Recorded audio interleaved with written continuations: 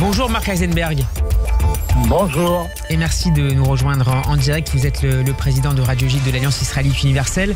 Jean-Luc Mélenchon a été condamné par le tribunal judiciaire de Paris dans le procès qu'il opposait à Radio J et à notre collègue Frédéric Aziza, le leader de la France insoumise.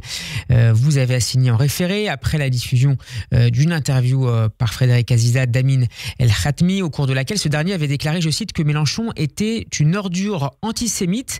Marc Eisenberg, quelle a été la défense de Radio J dans ce dossier et quelle est votre première réaction à cette décision de justice qui fera date sans doute? Alors la réflexion, qu'est-ce qui s'est passé après cette émission où Mélenchon donc a été traité d'ordure antisémite?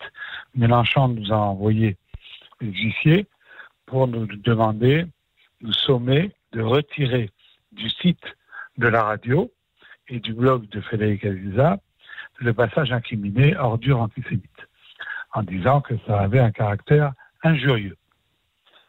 Et les avocats traditionnels de Radio J commençaient à dire, ordure c'est un mot un peu fort, on va être condamné par la justice, il vaut mieux enlever les mots du site.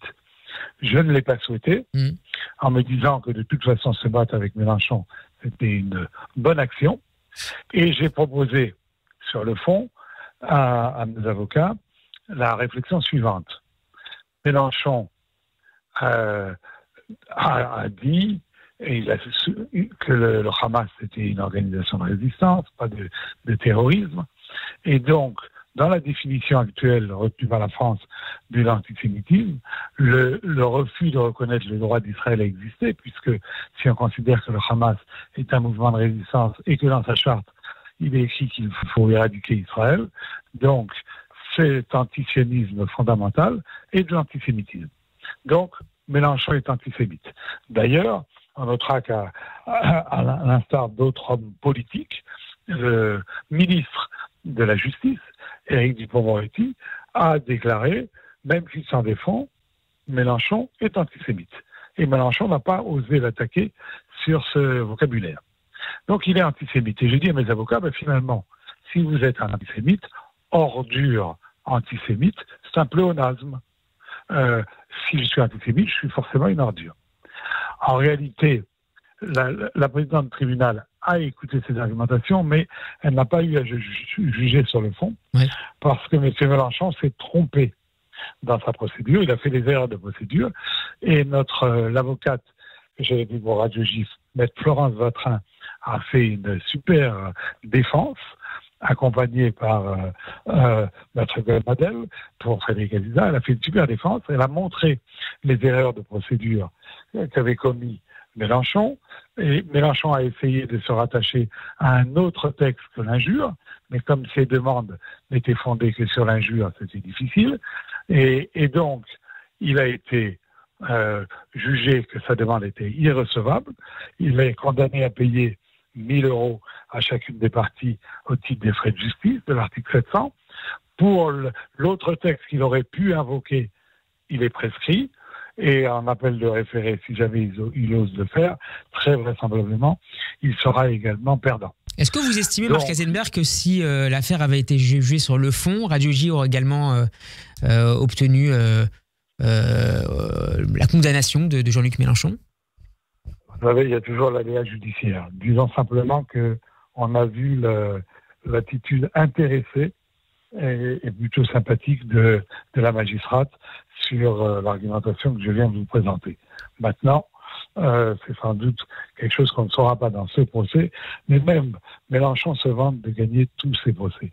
Donc, pour qu'il soit condamné même à 2 000 € et à une demande irrecevable, c'est déjà une victoire.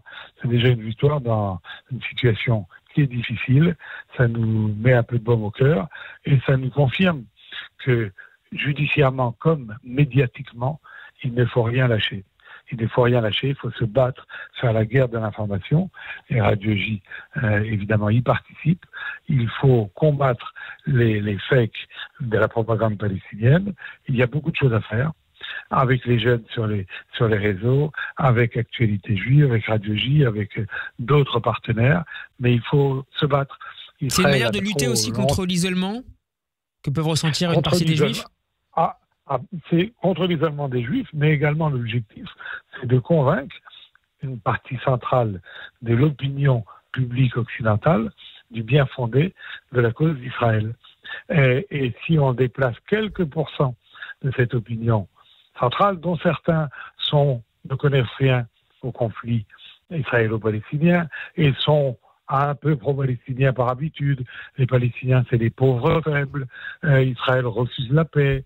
Ça fait 20 ans qu'ils ont un lavage de cerveau contre lequel, il faut le dire, pendant des années, Israël n'a pas vraiment lutté en pensant que l'important, c'était uniquement les armes en Israël et que convaincre les gens, c'était pas leur souci majeur. Je pense que c'était une erreur et qu'aujourd'hui, on se rend bien compte de l'importance des opinions, et on voit bien aux États-Unis à quel point ça peut changer la politique américaine favorable à Israël, mais ça peut poser des problèmes si l'opinion publique ne suit pas les thèses israéliennes.